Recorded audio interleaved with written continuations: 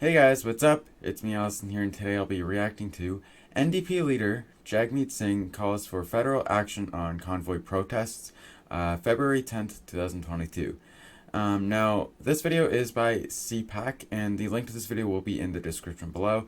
For those of you who don't know, recently there have been some convoy protests on the COVID mandates. So yeah, let's hop right into the video and see what the NDP leader has to say. Good morning, everyone. Thank you for coming to Jagmeet Singh's press conference. Bon matin, tout le monde. Merci pour avoir venu au point de presse à Jagmeet Singh. We will go to remarks from So the Mr. French Singh, stuff and then will be we'll automatically questions. translated to English, to use the raise just so your you hand guys can function if you have a understand. question. Nous allons aller à Monsieur Singh et ensuite on prendra des questions. N'oubliez pas d'utiliser la fonction lever la main pour votre question. Jagmeet, go ahead. Thanks so much. I have spoken with people on the ground at the Coots border crossing in Alberta, as well as the mayor of Windsor. I'll turn it back on whenever we location get of to the the Ambassador Bridge in that border crossing. Spoken with people in Ottawa. I know that there's additional convoy protests in different cities across Canada, and now Sarnia border looks like there might be another action there. I want to be very clear. This convoy and the convoy protests are harassing, intimidating people. I want to talk about the impacts and then the complete lack of leadership at the federal level to deal with this. One of the busiest border crossings in North America is in Windsor. The Ambassador Bridge brings incredibly important supplies and is a route for residents to get back and forth.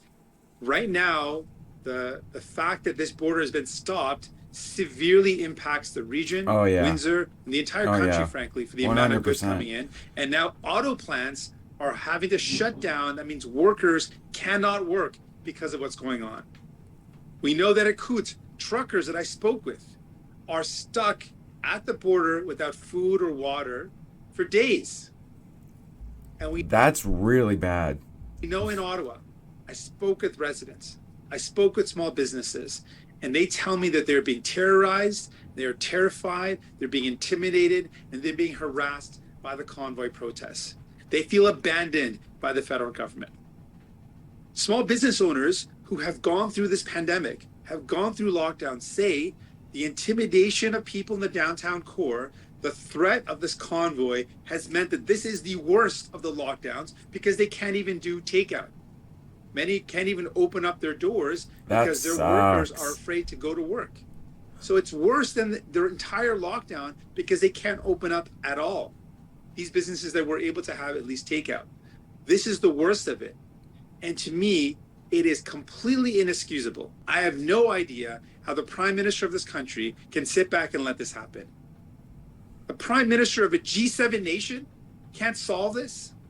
The Prime Minister of one of the wealthiest countries in the world can't make sure people are safe in the nation's capital, can't make sure people don't feel abandoned, can't make sure that our borders are open, and there's disputes by the Prime Minister and the Liberal government federally about who is responsible for the border. Pretty sure the border of a country falls squarely in the responsibility of the federal government. That's 100% accurate. I mean, like, if you like think of it this way. The federal government has more power, per se, than any individual province or territory in Canada, right? So who can say whether or not the Canada-U.S. borders is open or closed inside Canada? Which government it can say that and the border will actually shut down? The federal government, right? So just like using logic, like, is Justin Trudeau just a little out of it or what? And either way, in a crisis, people don't want to hear the excuse of jurisdiction. People are fed up, and we need to immediately see leadership to fix this. to solve this, to protect people, because this convoy is harassing and intimidating people. They're targeting people, and it has to end. Cannot go on any longer. This must end, and Trudeau has to start showing some leadership. There are no excuses for one of the wealthiest countries in the world and the prime minister who's got all the tools and resources at his disposal, not doing everything possible to fix this. And that's what we're calling for. Show leadership, fix this problem, make sure people are safe, get our borders opened up again, take this seriously, and do everything possible to fix it. People need help.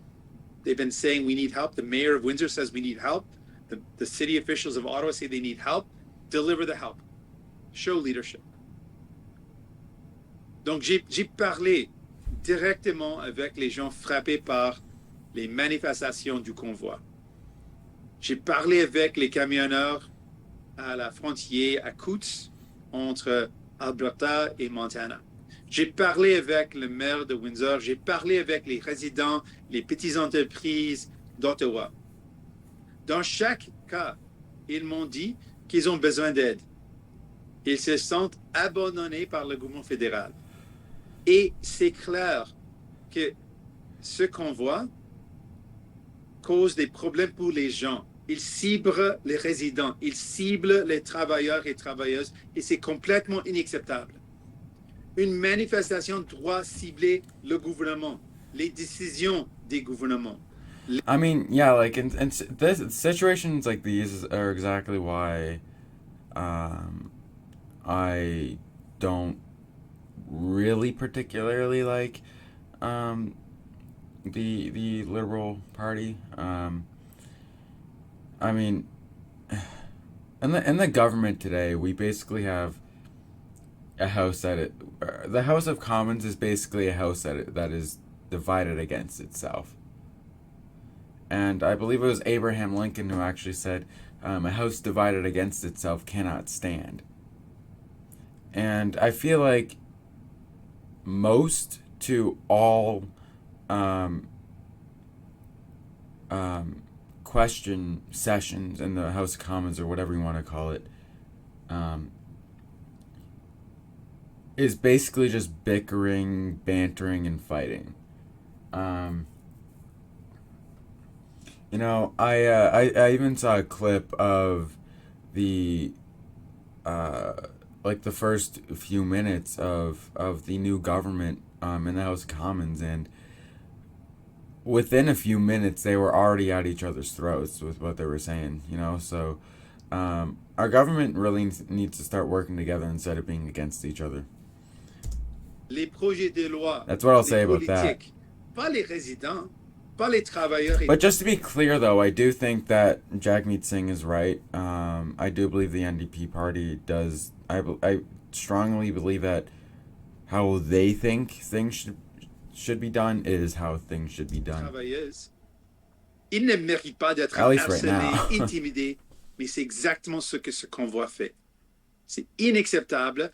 Et c'est aussi inacceptable que le Premier ministre d'un pays de G7, un des pays les plus puissants au monde, n'agit pas, ne montre pas de leadership pour régler cette situation.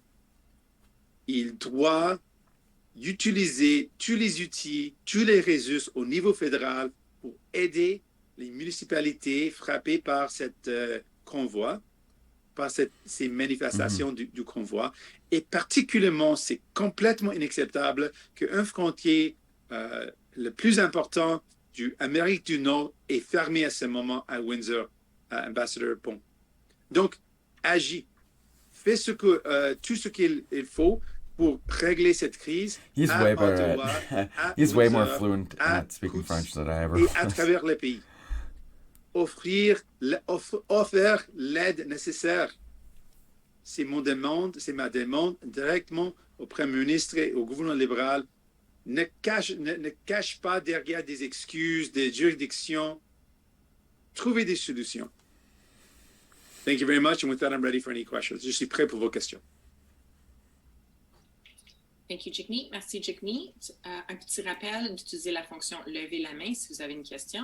A little reminder to use the function raise your hand. If you Music. That's funny.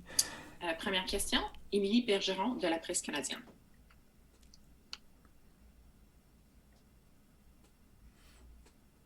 All right. So let's see what this question is going to be about. Hopefully it's a good question. Ça a l'air comme si c'est Hélène qui est la première. Hélène Buzetti de l'Écho. Oui, c'est ça. Je voulais pas parler, mais je voyais bien que mon micro était ouvert. Désolée. Alors, bonjour, M. Singh. Bonjour. Je voudrais juste, est-ce que vous pouvez clarifier, vous dites que vous avez parlé à des citoyens, etc., mais avez-vous parlé à des camionneurs, des manifestants? Non, j'ai parlé avec des camionneurs qui sont frappés par le convoi. Donc, j'ai parlé avec plusieurs camionneurs qui disent, j'ai parlé avec des camionneurs qui étaient arrêtés à la frontière à Coutts. Ils m'ont dit que la situation est horrible parce que à Coutts, il n'y a pas des services pour la nourriture ou pour l'eau ou pour aller aux toilettes. Donc, ils m'ont dit que la situation est horrible et ils sont arrêtés à la frontière. J'ai aussi parlé avec les camionneurs en général, des associations. Mirror cases in general. No, I think what the actual translation is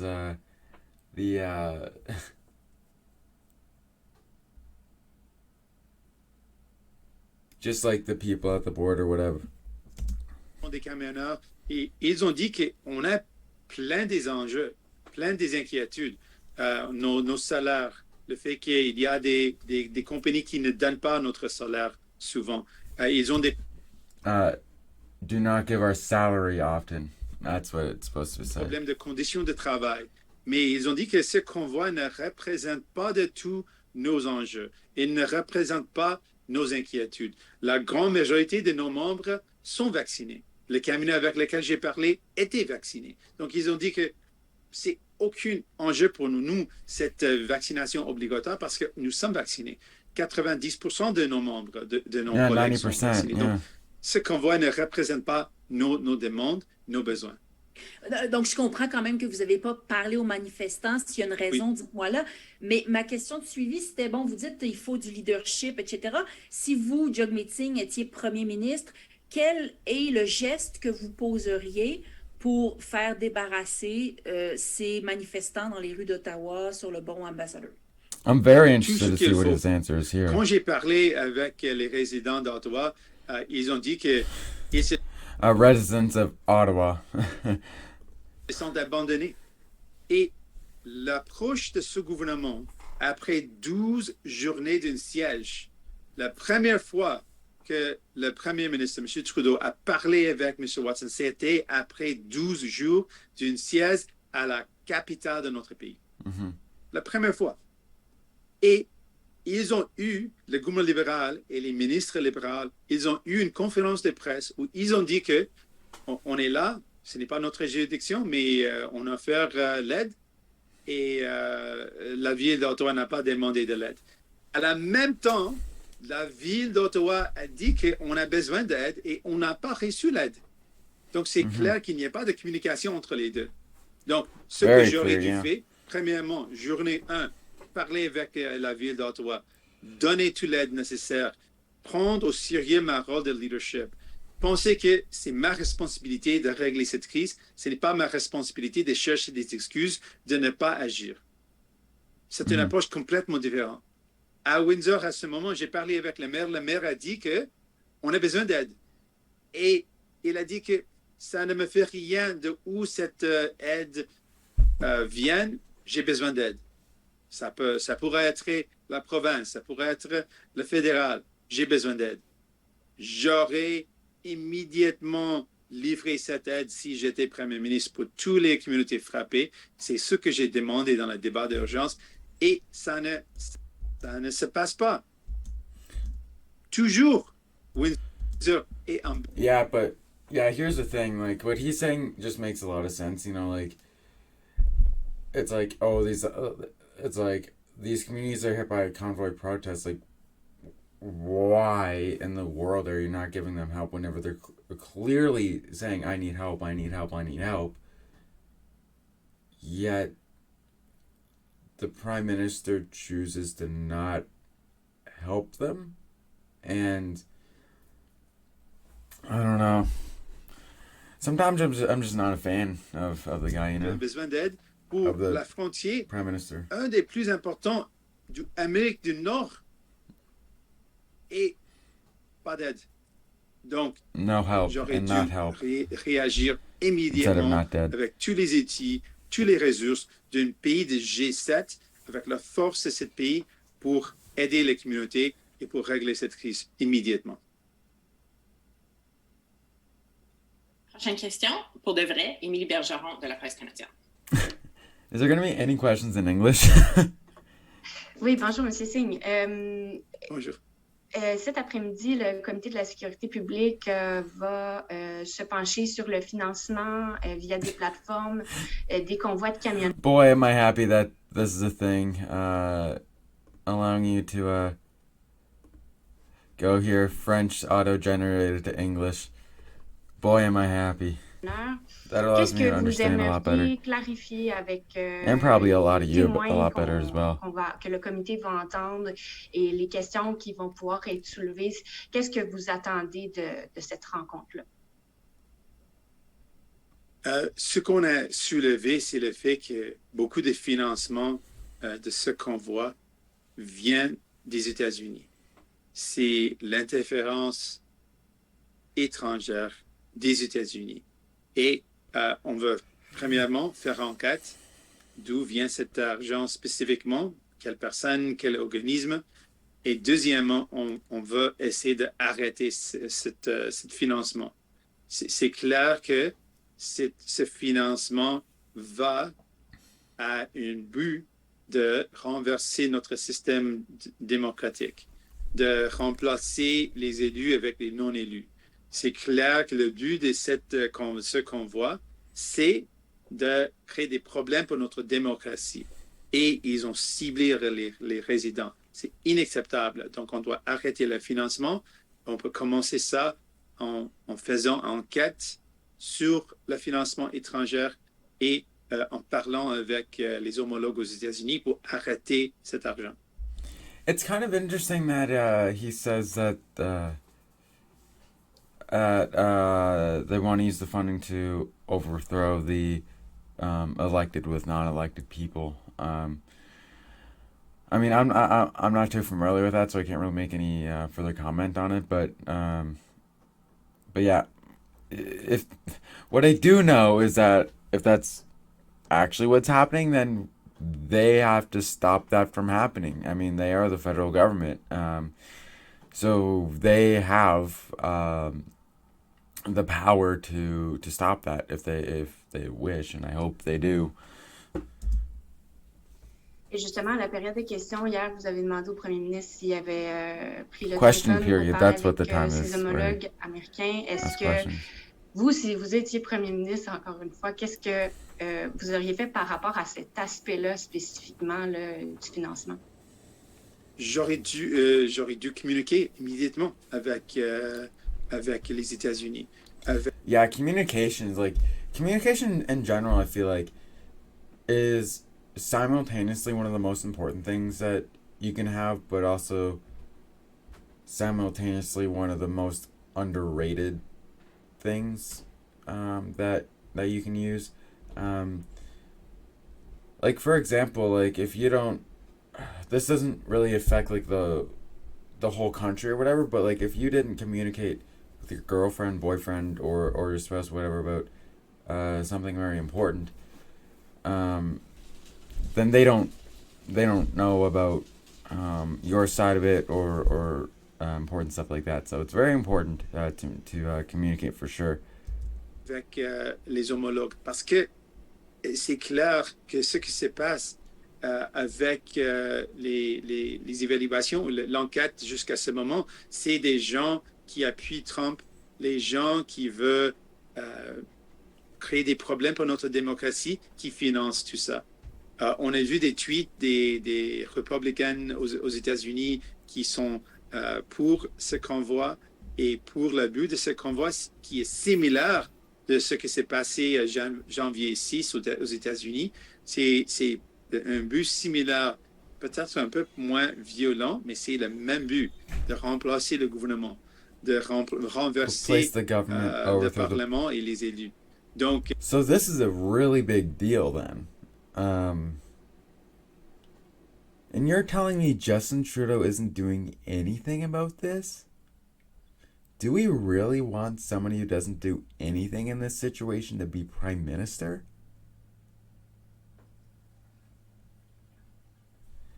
And the thing is that it's not the parliament that elected him in. It's the people. The reason why Justin Trudeau is prime minister right now is because he managed to get enough seats for a minority government while also getting enough votes for him to be elected into parliament. Like, do we really want somebody like that to be prime minister? I don't think so.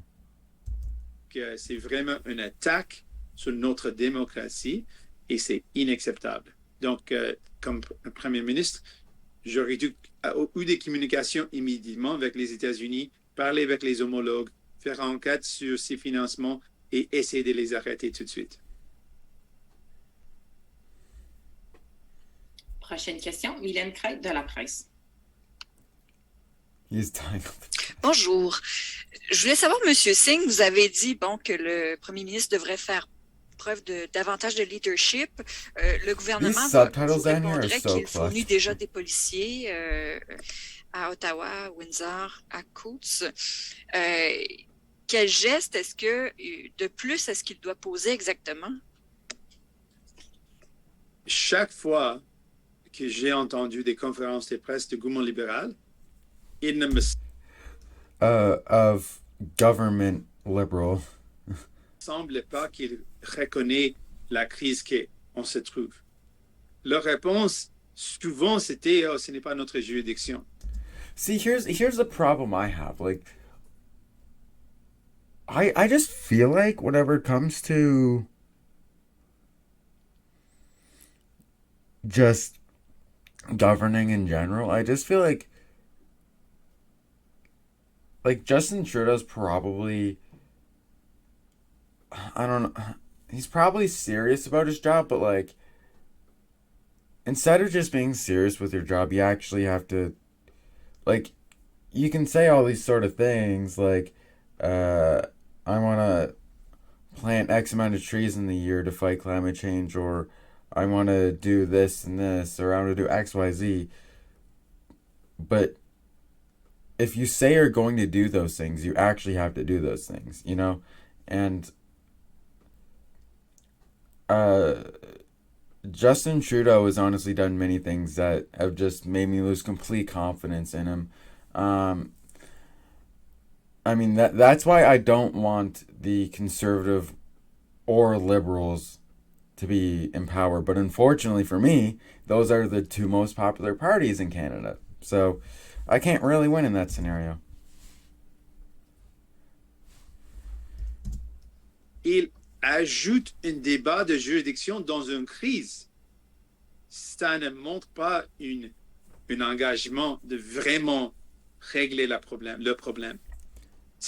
Yeah, I agree with him. I think Justin Trudeau just debates too much. Like, he just needs to straight up be like, okay, this is an issue. We need to work together to sort of find, like, because this is a federal issue, and we can look at this as a federal government, and we can make real change. We should work together to find a reasonable solution. Instead of being like,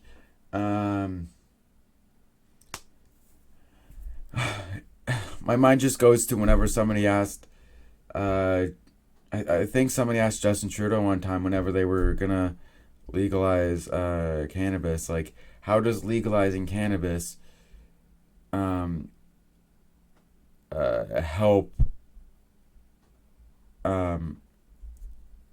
people or whatever,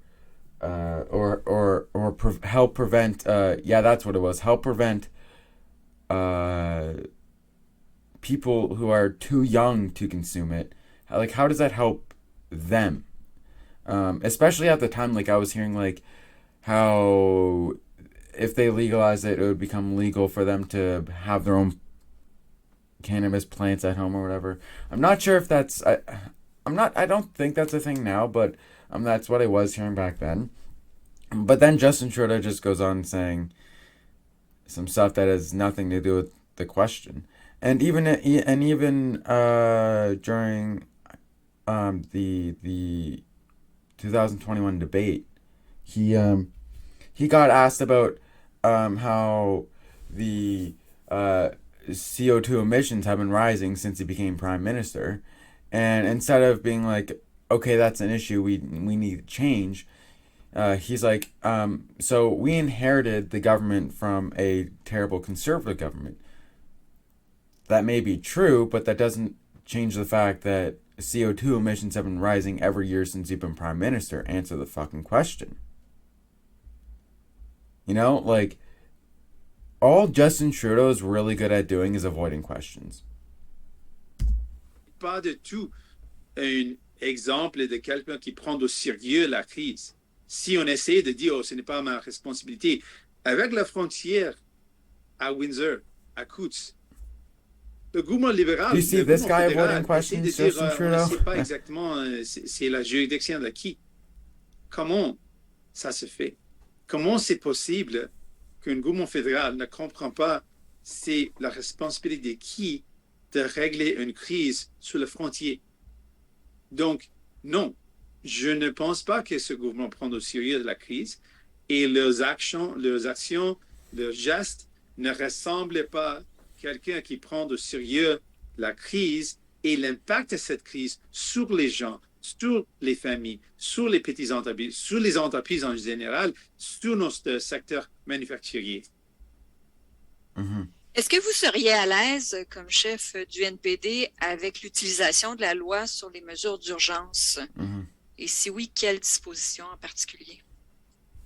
Pour moi, ma but, c'est de régler la crise. Et je pense qu'on doit toujours évaluer tous les études nécessaires. Mais à ce moment, la première étape de livrer toute l'aide nécessaire n'était pas accomplie. Donc, j'aurais dû commencer avec toute l'aide possible, tous les ressources possibles. Et puis, si ça ne fonctionne pas, on doit toujours penser des autres solutions. Et pour moi, le but, c'est de régler cette crise. Et tout ce qui est possible pour régler cette crise doit être évalué, analysé. Je ne veux pas augmenter les tensions, mais je veux clairement régler cette crise. Yeah, like I said earlier, like the quote from Abraham Lincoln, "A house divided against itself cannot stand." If you just increase tension in the House of Commons, there's just going to be even more bickering and fighting. They're going to get even less work done. You know, so it's really not good. Next question, we have Marie Wolf from the Canadian Press. Hi, Mr. Singh, I was wondering whether you felt that the politicization of the pandemic is actually hampering the ability to find a solution, and whether it's time to tone down the rhetoric when it comes to assessing issues such as mandates. Well, there should be no politicizing of science. Like, it's clear that getting vaccinated keeps you healthier. It's been a tool that we've used throughout our history to stay safe and to prevent the spread of disease. So there should be no politics or politicizing around vaccination. And I have to say, I did see the larger parties or the liberals and the conservatives try to politicize that. That's why I brought everyone together. You'll recall in the last election to say, we all agree. You may not vote, you can vote for whoever you want, but we all agree, all the leaders of the parties in this country that are represented in Parliament agree that you need to get vaccinated. So that was the attempt to say there's no political partisanship when it comes to vaccination. Everyone should get that should happen. And when it comes to public health measures, it should be the best advice of public health experts that advise us, how can we keep people safe? How do we prevent a big spike in infection that's going to cause a serious problem for our healthcare system? That's where decisions should be made. and then we implement the decisions or the advice of public health experts. But one thing has to be clear. We cannot move past this pandemic unless we address the serious problem in our healthcare system. And we'll always be in a situation where there is a threat of our healthcare system being collapsed if it's not properly funded. And it is inexcusable 2 years into this pandemic that our healthcare system remains so fragile. It should have become stronger, more resilient, better equipped to deal with the pandemic, not continually pushed to the brink of collapse. That should never be the case. And so what I want to see happen is a plan that includes properly funding our healthcare system to keep it public and there for people when they need it, and then working with public health experts to evaluate what's the way forward. But people need a plan. People have gotten vaccinated, people have done everything right, and now they're saying we need a plan that lets us know how do we get out of this thing, and I want to see that plan. Yeah. And, another example of just why Jagmeet Singh is one of, he's out of the red, blue, and orange, he's the only leader that actually makes sense, in my opinion. I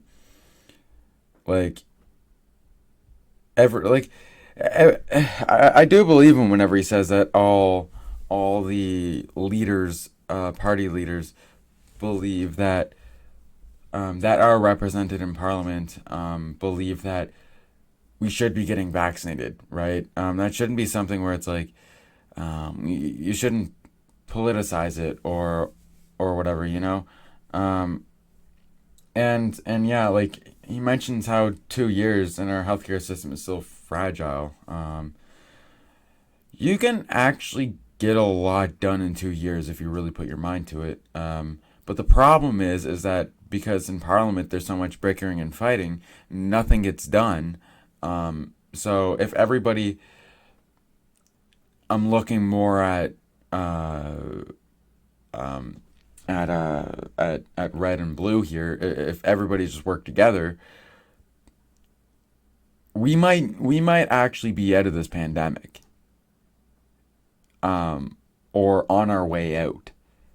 We might be shutting the door. We might be on the process of shutting the door on this pandemic highly, highly affecting us if we just work together instead of fighting. Like, instead of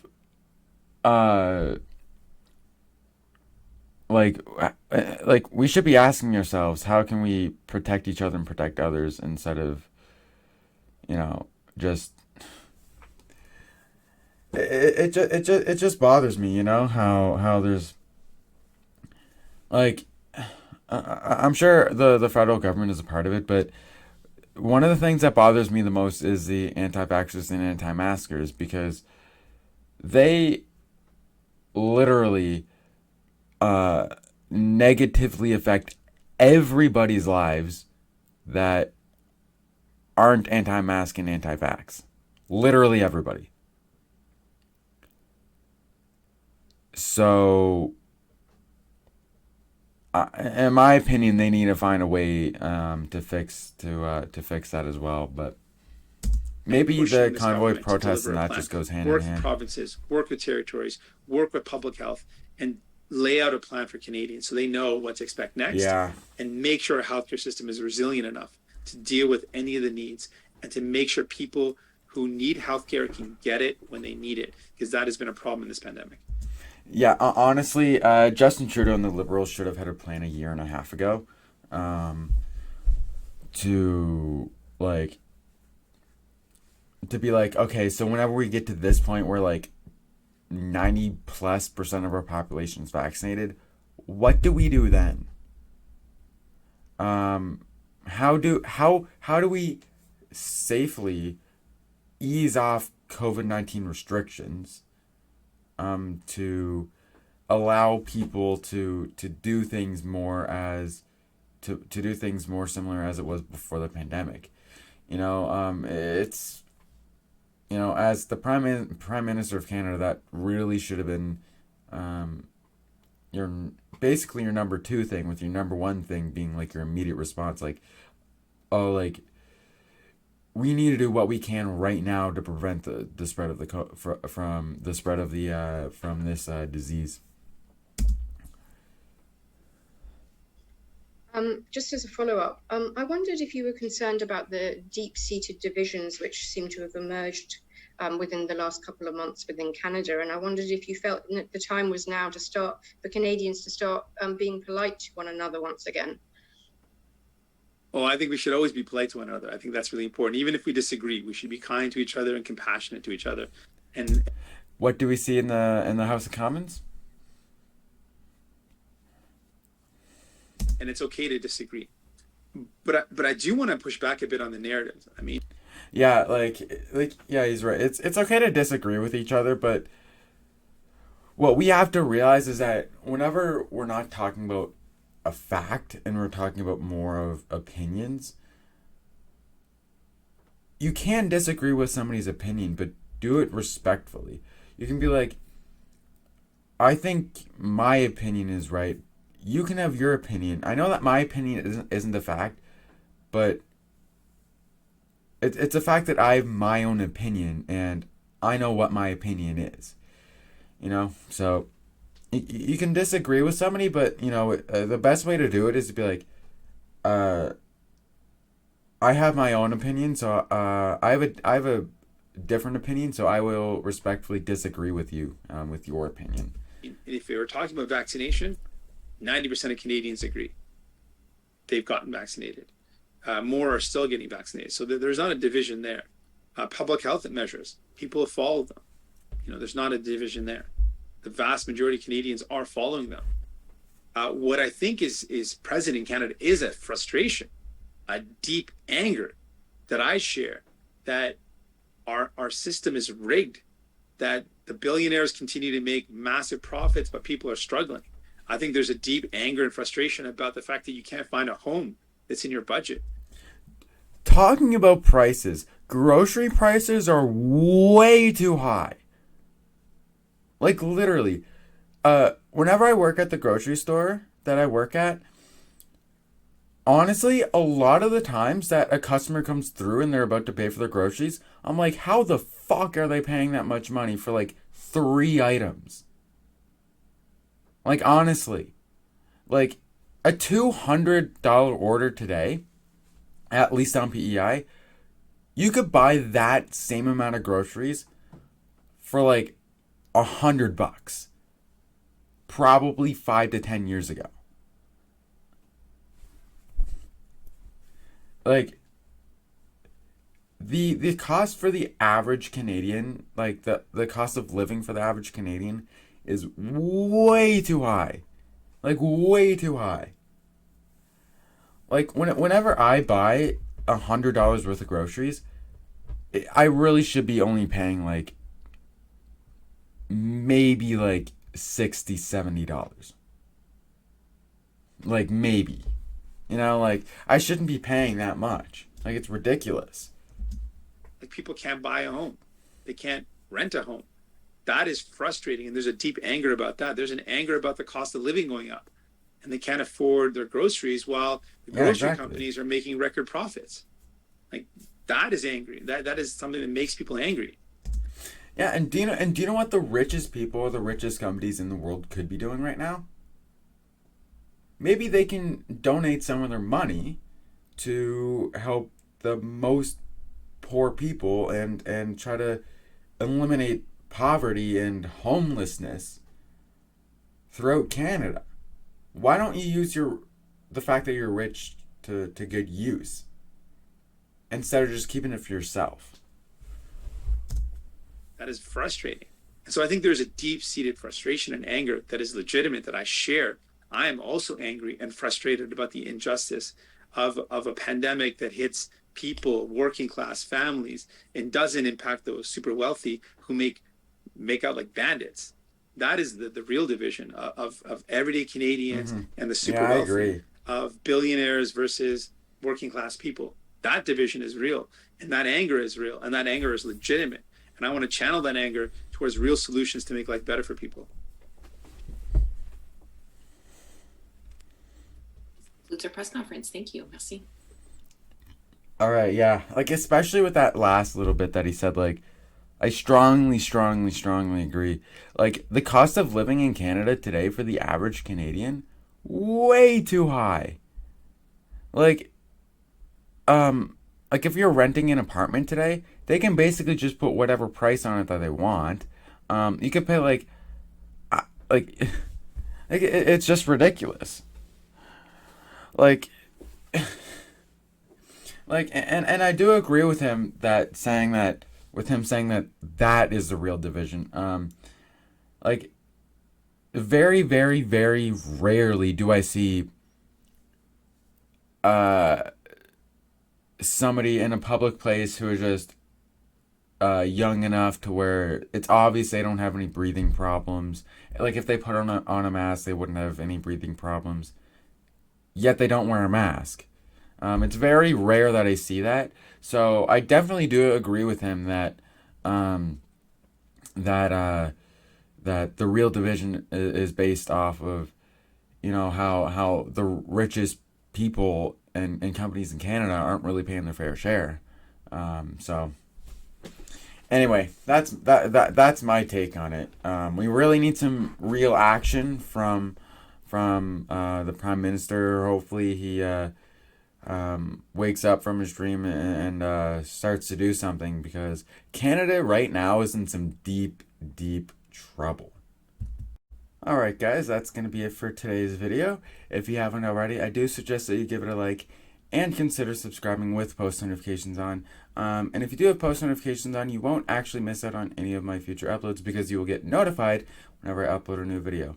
Alright, and with that being said, I'll see you guys in the next one. See you later, guys.